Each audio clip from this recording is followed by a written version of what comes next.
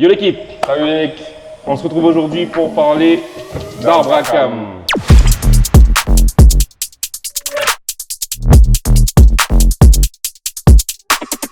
Comme vous avez pu le constater sur notre site internet et sur les différents médias, nous avons deux profils d'arbre à cam. Les deux basiques, le 272 et le 280. Les deux sont fabriqués, usinés, etc. en acier. La matière, elle est basique. C'est de l'acier. C'est pas du moulé, hein, c'est du CNC. C'est du CNC, exactement. Les deux ont le même rôle, donc l'optimisation de la puissance et du couple grâce à un meilleur remplissage, évidemment. Point. Point. Point. Point. La cam d'origine a exactement le même profil. À l'œil, c'est très dur de les différencier, mais c'est clairement le même design.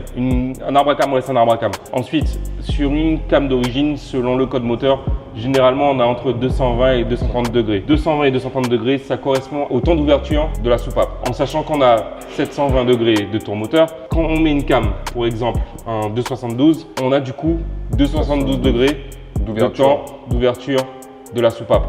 Donc, les calculs sont assez simples. C'est clair. On rajoute du coup avec ces cams entre 50 et 60 degrés d'ouverture, ce qui est énorme sur des véhicules basiques, surtout quand il y a des culasses un peu préparées, donc avec des ports ouverts, quand certains mettent des grosses soupapes, etc. Donc en fait, l'arbre à cam a un rôle vraiment essentiel dans le TDI pour la puissance, pour le couple, pour la prise de régime, pour le spool du turbo, parce qu'on a vu aussi que le spool, c'est énorme. D'une cam à une autre, forcément, le spool change puisque le remplissage est différent. Donc c'est vraiment pas quelque chose à rater, quoi. C'est clair. De toute façon, c'est simple. Plus de durée, plus de remplissage, plus de puissance et de couple au régime. Voilà. Pour le couple. Il faut juste savoir que sur les cams performance, on a toujours une petite perte de couple à bas régime, ce qui peut être positif pour éviter le patinage, par exemple. Après, c'est pas vraiment grave. Oui, vu les gros turbos qui sont utilisés aujourd'hui, le peu qu'on perd à bas régime est rattrapé x5, x6 à haut régime. Donc en vrai, les voitures ont des super bons comportements avec ce type d'arbre à cam. C'est ça. Sachant qu'on gagne plus ou moins 15 à 20 chevaux en fonction des configs, le plus souvent, sur une cam. Juste posé.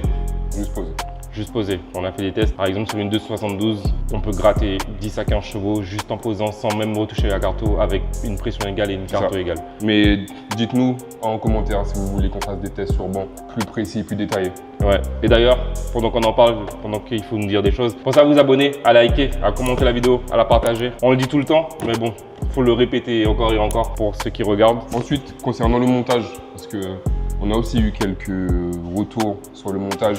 On vous conseille impérativement de changer tout ce qui est coussinet d'arbre à cam, vis de palier. C'est même pas un conseil, c'est une obligation. C'est impératif. C'est impératif. C'est impératif. Coussinet d'arbre à cam, du coup, vis de palier. Kit distri, s'il n'est pas à jour, c'est toujours mieux, vu que ça demande quand même de la mécanique pour pouvoir démonter la cam. Autant changer le kit distri. C'est la moindre des choses. C'est les basiques. C'est les basiques. En sachant que la cam, elle est livrée uniquement donc seule. Vous allez la recevoir comme ça, avec un packaging, évidemment, avec sa boîte et ses protections. Donc en réalité, tout ce qui est joint spi, coussinet, visserie, on vous conseille grandement de changer tout ça. C'est pas quelque chose que l'on vend, puisqu'on n'est pas trop dans la pièce d'origine. Mais en tout cas, c'est limite une obligation et c'est obligatoire. C'est un conseil de notre part. Donc je pense qu'on a fait le tour de tout ça. J'espère qu'on vous a éclairci sur les questions d'arbre à cam, sur les degrés, etc.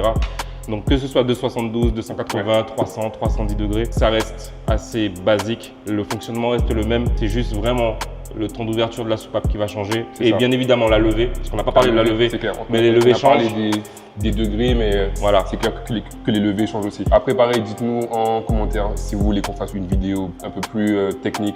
On parle de calage, de tout ce qui est angle, tout ce qui est AOE, RFE. N'hésitez pas, pour ceux qui s'y connaissent. Ce sera avec plaisir d'échanger. Ce sera avec plaisir d'aller plus loin dans le détail. Exactement. Donc voilà. Voilà, c'est tout pour aujourd'hui l'équipe. On se revoit bientôt pour d'autres vidéos. Il y a les pistons qui arrivent, il y a des pièces CNC qui arrivent, il y a beaucoup de choses qui sortent cette année.